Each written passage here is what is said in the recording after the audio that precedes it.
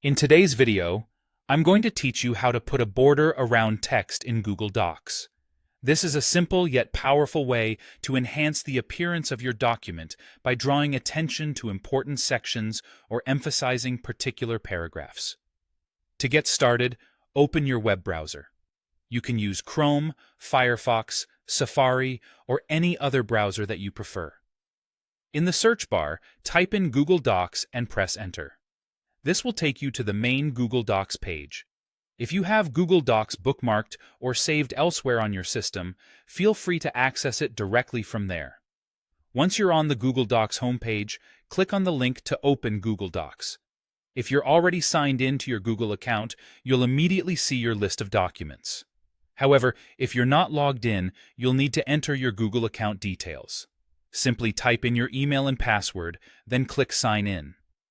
With access to your documents, locate the specific document you wish to work on and open it. Next, identify the text that you want to enclose with a border. Click and drag your mouse over this section to highlight it.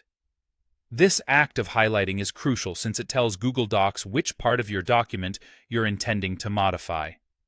With your text selected, look towards the top of your screen and find the Format option in the menu bar. Click on it to reveal a drop-down menu. As you hover your cursor over paragraph styles, another submenu will appear. From this submenu, choose Borders and Shading.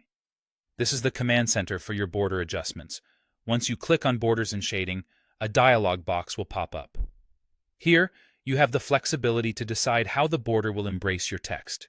You will notice icons representing the top, bottom, right, and left borders.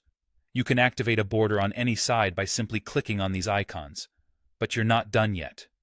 Now, it's time to get creative with your border's appearance. In the dialog box, choose the border width by selecting how thick you want the lines to be.